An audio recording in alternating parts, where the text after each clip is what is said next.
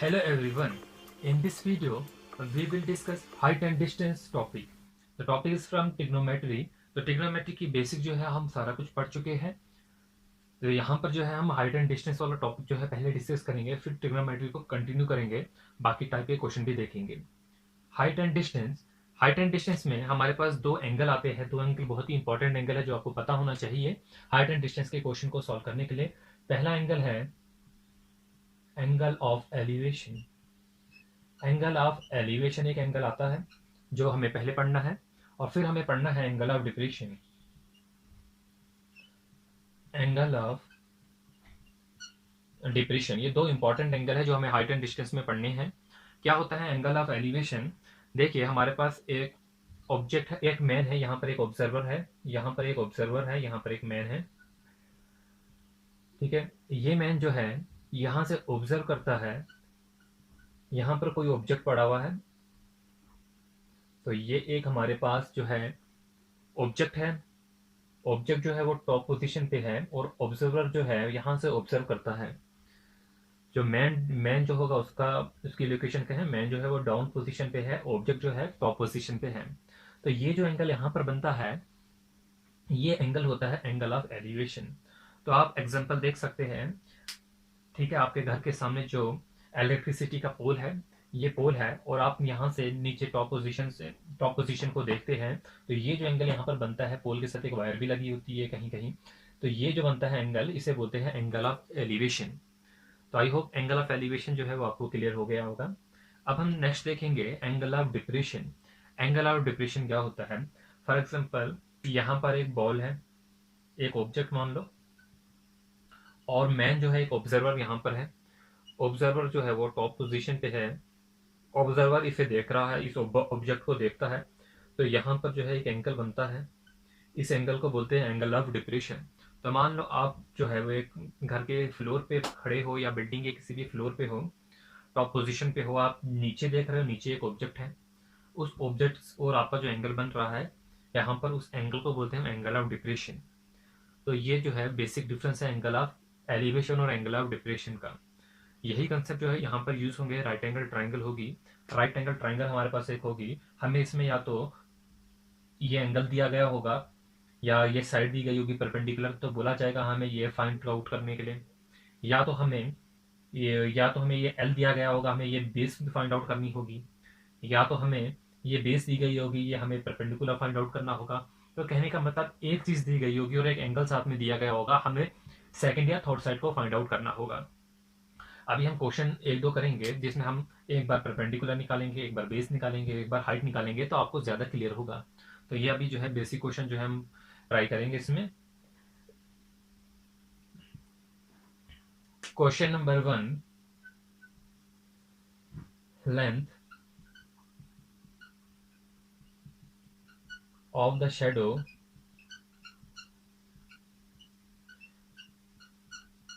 of a tree. Length of the shadow of the tree was 8√3 meter at any time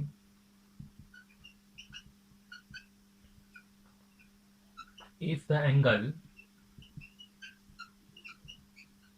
of elevation at that time was 30 degree. यहाँ पर angle of elevation दिया गया 30 degree, and we have to find the height of tree. तो height of tree यहाँ पर जो हमें find out करनी है। क्वेश्चन में क्या दिया गया है? लेंथ दी गई है किसी भी शेडो एक ट्री है, उसका जो शेडो बन रहा है। ठीक है, एक ट्री हमारे पास है, सपोज ये हमारे पास एक ट्री है, ये हमारे पास एक ट्री है, इस ट्री का जो है एक शेडो बन रहा है, ये ट्री है, तो इसका जो शेडो बन रहा है यहाँ पर बन रहा होगा शेडो। हमें क्या बोला है? Length of the shadow of a tree was 8√3। ये जो लेंथ है ये कितनी है? 8√3 है। If the angle of elevation at that time was 30 degree, तो एंगल ऑफ एलिवेशन जो है, ये जो हमारे पास शेडो है, ये जो है ये क्या बनेगा? Angle of elevation. तो ये कितना डिग्री बन रहा है? 30 डिग्री बन रहा है। एंगल ऑफ एलिवेशन जो है वो कितना डिग्री बन रहा है? 30 डिग्री बन रहा है। हमें क्या फाइंड आउट करना है? हमें फाइंड आउट क्या करना है? Height of the tree. Height जो हमें ट्री की फाइंड आउट करनी। Length of the shadow of the tree, ये 8√3 जो है ये शेडो की लेंथ है, तो ये 8√3 होगा। यहाँ पर हमें फाइंड आउट करना है ट्री की लेंथ। तो कैसे फाइंड आउट होगी? देखिए हम जानते हैं tan 30 डिग्री किसके बराबर होता है? Perpendicular upon base. परपेंडिकुलर क्या है? लेट अस सपोज ट्री की जो हाइट है ये परपेंडिकुलर है, ये जो होगी हमारी बेस होगी, जो होगा हमारा हाइपोटेन्यूज होगा। तो परपेंडिकुलर अपॉन बेस कितनी है? 8√3। tan 30 डिग्री कितना होता है? 1/√3 इज इक्वल टू परपेंडिकुलर 8√3। तो परपेंडिकुलर √3 कैंसिल हो जाएगा, कितना होगा? 8 मीटर। जो ये 8 मीटर होगी ये क्या होगी? Height of tree. Question number 2 देखेंगे।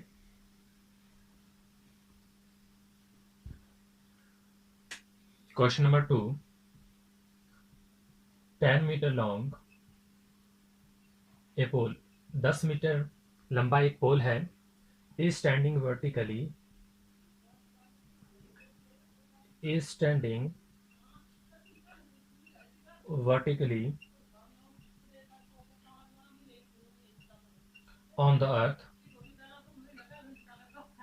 at what distance from its base, an angle of elevation as 30 degree will be। तो क्या क्वेश्चन में पूछा गया है? 10 मीटर लॉन्ग ए पोल है standing vertically on the earth. तो हम एक पोल बना देते हैं जिसकी लेंथ जो होगी वो कितनी है? ये एक पोल हमारे पास है, ये पोल जो है वो कितना है? 10 मीटर लॉन्ग है। यहाँ पर हमें पोल की जो है लेंथ दी गई है। At what distance from its base an angle of elevation as 30 degree will B.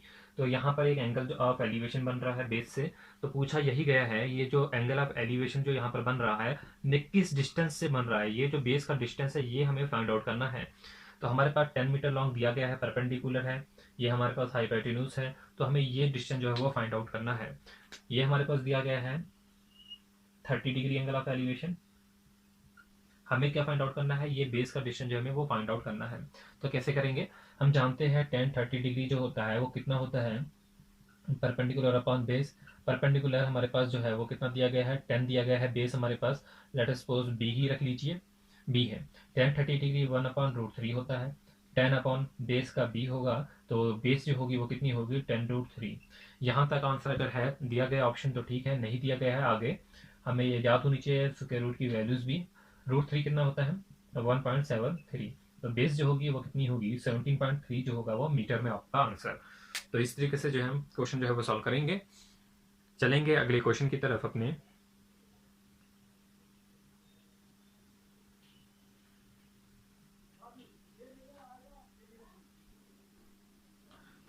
Question number 3, one end of the wire is bound with the top of a 8√3 meter high vertical pole। तो यहाँ तक क्या बोला गया है? एक and जो है वायर का वो किससे बांधा गया है? एक 8√3 metre high vertical pole. For example ये हमारे पास एक पोल है, वर्टिकल पोल है, तो वायर का एक एंड यहाँ के इसके टॉप से बांधा गया है। इसकी जो हाइट है वो कितनी है? 8√3 मीटर का ये वर्टिकल पोल है। ठीक है, एक एंड यहाँ पर बांधा गया, दूसरा एंड कहाँ पर बांधा गया देखेंगे। And the second and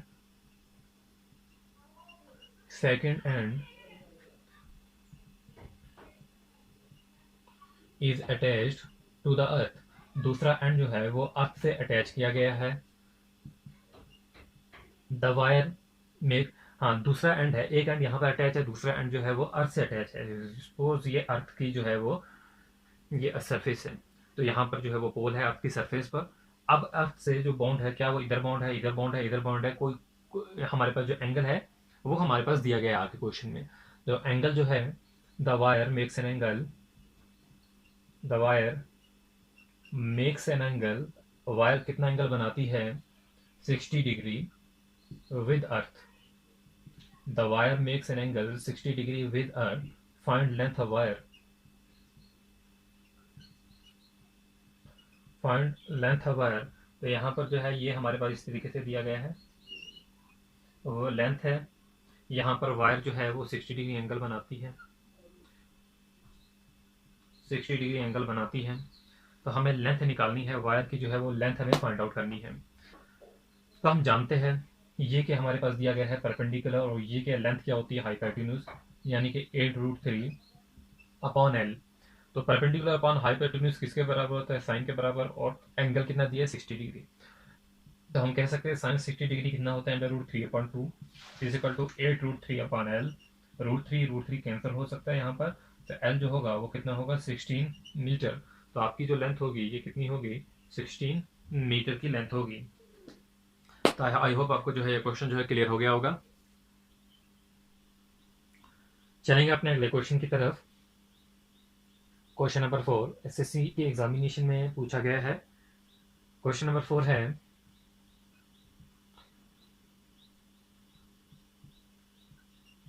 how metre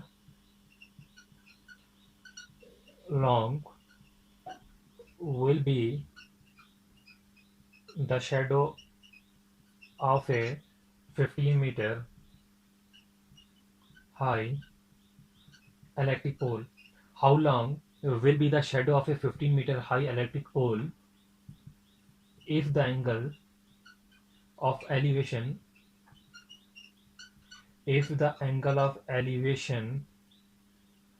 of its top is 15 degree? तो how metre long will be the shadow of a 15 metre high electric pole? For example ये एक इलेक्ट्रिकल पोल है और उस इलेक्ट्रिकल पोल की जो हाइट है वो 15 मीटर है। हमें ये पूछा गया है जो इस इलेक्ट्रिकल पोल का जो शेडो बन रहा है तो वो कितनी, उसकी जो लेंथ होगी वो कितनी होगी। तो यहाँ पर तो ये जो हमारे पास शेडो है, यानी कि हमें इसमें क्या है वो बेस निकालनी है। ये परपेंडिकुलर है, ये हमारा हाइपोटेन्यूज है, और ये जो एंगल दिया गया है वो कितना दिया गया है, 15 डिग्री दिया गया है। एंगल जो है वो 15 डिग्री दिया गया है। तो हम कैसे करेंगे, हम करेंगे tan 15 degree is equal to perpendicular upon hypotenuse. tan 15 degree is equal to perpendicular की वैल्यू 15 है, हाइपोटेन्यूज की वैल्यू h है। लेट अस सपोज जो है इसे x रखते हैं। तो क्या होगा, tan 15 डिग्री कितना होता है, 2√3 is equal to 15 upon x। यहाँ से हम x की वैल्यू फाइंड आउट करेंगे, 15/2 माइनस √3। तो डिनोमिनेटर में अगर √3 रहेगा तो हम इसे कैसे खत्म करेंगे, हम इसे रेशनलाइज करेंगे, 2 + √3 divided by 2 + √3। I hope clear हो गया होगा।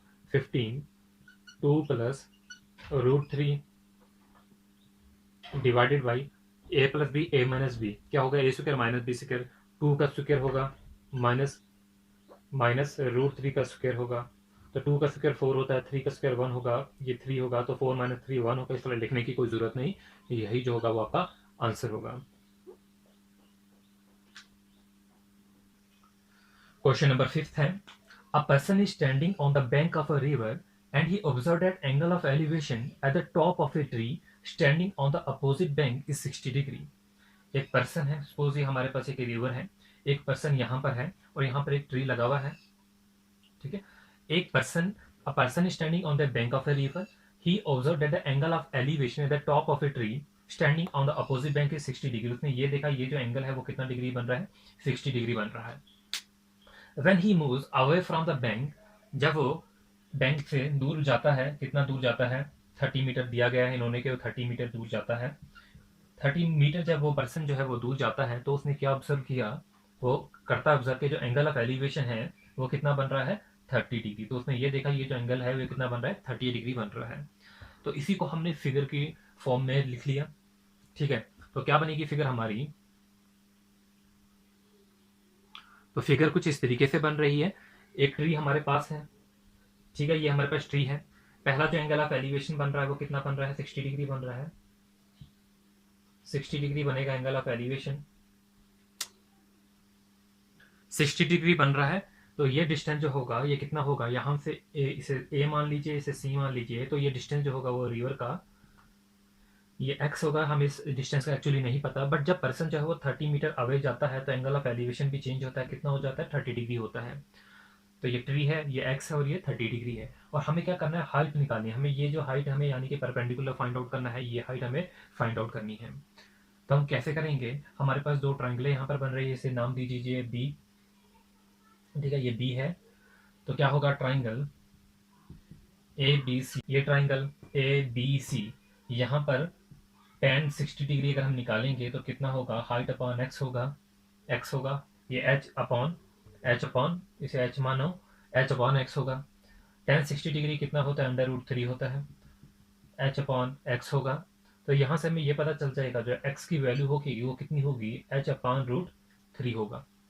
सिमिलरली दूसरी ट्राइंगल लेंगे जहाँ पर tan 30 डिग्री बन रहा है, ठीक है, इसे डी मान लीजिए, इसके बराबर होगा एच अपॉन 30 प्लस एक्स, ये एच है और ये टोटल कितना है 30 प्लस एक्स। तो हम ट्राइंगल कौन सी ले रहे हैं, B D C, triangle B D C से 30 अपॉन, तो हम tan 30 की जगह लिख सकते हैं 1/3, तो H upon 30 plus X, clear है। तो 30 plus X is equal to √3 into H, 30 is equal to √3 H minus X, ठीक है। तो 30 is equal to √3 H minus, और एक्स की वैल्यू हम यहाँ पर फाइंड आउट किए है h√3, तो इतना क्लियर हो गया होगा। तो यहाँ से हम निकाल सकते हैं 30, इसे हम लिख सकते हैं 30 is equal to 2h upon √3, और h की वैल्यू हम निकाल सकते हैं 15√3 मीटर। तो हाइट की वैल्यू 15√3 मीटर होगी। तो आई होप ये क्वेश्चन जो है आपका क्लियर हो गया होगा। थोड़ी मार्कर में प्रॉब्लम थी, चल नहीं रहा है ठीक से, तो यहीं पर रोक देते हैं इस वीडियो को।